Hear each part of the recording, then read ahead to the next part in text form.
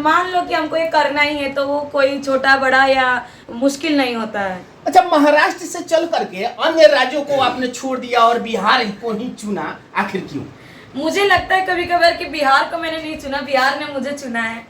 क्योंकि मेरे अंदर ना कलाकारी थी ना कुछ था। एक स्टार्टिंग पॉइंट वो था कि हम कुछ भी नहीं था कि हम जब लड़कियों लोग को देखते थे, कोई एयर होस्ट्रेस है, कोई पायलट है, कोई लोको पायलट है, ऐसी सी फील्ड में हम लड़कियों को देखते थे तो हमको भी ऐसा मन होता था कि हम भी वो क्यों नहीं बन सकते।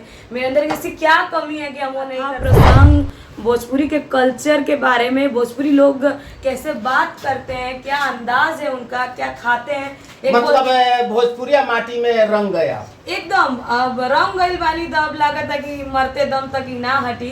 काहे से कि हम आइल बनी पाव भाजी से, वड़ा पाव से डायरेक्ट लिट्टी चोखा पे, तो हमरा लिट्टी चोखा अब सामान किसी कार्य को कार्य समझ करके करना और उसी कार्य को शौकिया मिजाज से करना, ये दोनों अलग अलग हुआ करते हैं।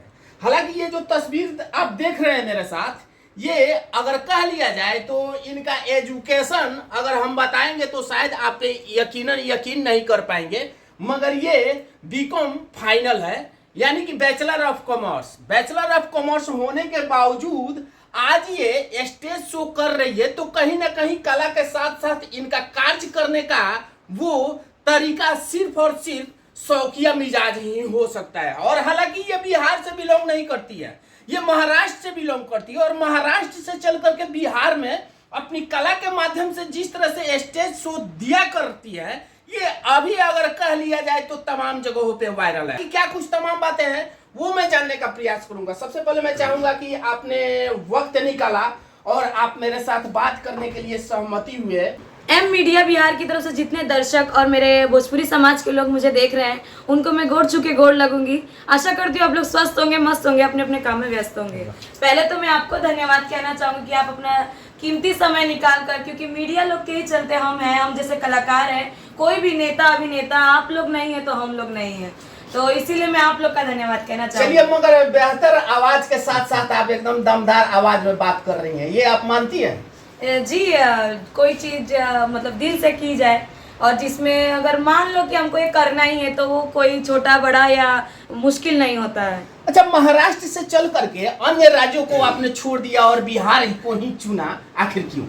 मुझे लगता है कभी कभार कि बिहार को मैंने नहीं चुना, बिहार ने मुझे चुना है। क्योंकि मेरे अंदर ना कलाकारी थी ना कुछ था। एक स्टार्टिंग पॉइंट वो था कि हम कुछ भी नहीं थे, हम खुद को पहचानते भी नहीं थे कि मैं कभी इतना वायरल हो पाऊंगी, इतनी अच्छी डांसर हो पाऊंगी या एजुकेशन के मामले में इतनी आगे जा पाऊंगी, क्योंकि घर से सपोर्ट नहीं था पढ़ने के लिए।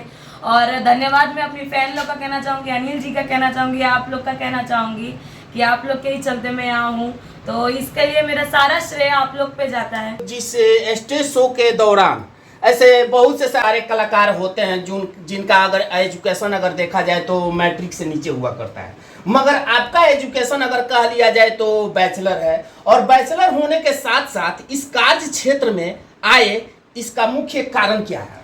जी, कारण शुरुआत होती है मजबूरी से, लेकिन उसके बाद जो अब है कि मेरा एक हॉबी हो गया था, अब हॉबी है भी कि अब करना है, अच्छा लगता है। रही बात घर से सपोर्ट नहीं था पढ़ने के लिए, तो पढ़ने के लिए मैंने ये सोचा कि पैसे की ज़रूरत है, क्योंकि बीकॉम स्टार्ट करना है, मेरा सपना था, मुझे एमबीए करना था। तो बीकॉम के बाद जो है अगली सीढ़ी एमबीए की होती है, तो मुझे घर से सपोर्ट नहीं था कि अब तुमको पढ़ना नहीं है, तुम अपना घर बैठो। लेकिन मुझे ये था कि हम जब लड़कियों लोग को देखते थे, कोई एयर होस्ट्रेस है, कोई पायलट है, कोई लोको पायलट है, ऐसी सी फील्ड में हम लड़कियों को देखते थे तो हमको भी ऐसा मन होता था कि हम भी वो क्यों नहीं बन सकते। मेरे अंदर ऐसी क्या कमी है कि हम वो नहीं कर सकते।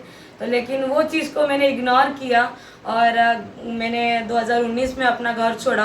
हालांकि सहमति से छोड़ा, मम्मी पापा ने कहा कि आपको जब पढ़ना है तो अपने मर्जी से पढ़ो, हम इसके बारे में नहीं जानते, हम खर्चा भी नहीं देंगे तुमको अगर करना। लेकिन अगर तुम इसमें सक्सेस नहीं हुई, 3 साल का कोर्स से अगर तुम सक्सेस नहीं हुई तो तुम्हारी शादी हम लोग करा देंगे, तुम्हारे अब तुम अपने घर बारे में सोचना। लेकिन मेरे अंदर ये था कि नहीं, हम पढ़ना है। तो मैंने उस टाइम पे पापा के गुस्से में मैं दिल्ली चली गई। दिल्ली में जहाँ रिलेटिव्स के पास रहने लगी, वहाँ से मैंने मुंबई में एडमिशन कराया। जॉब करके, टीचर का जॉब करके। एडमिशन कराने के बाद 1 साल पढ़ी हूँ, फिर उसके बाद तो लॉकडाउन का जो दायरा स्टार्ट हुआ, सबको पता है कि देश का क्या माहौल था, क्या सिचुएशन था 2020 में। तो 2020 में तो जब मैंने एडमिशन कराया तो गवर्नमेंट अपने से पास करा दी सबको।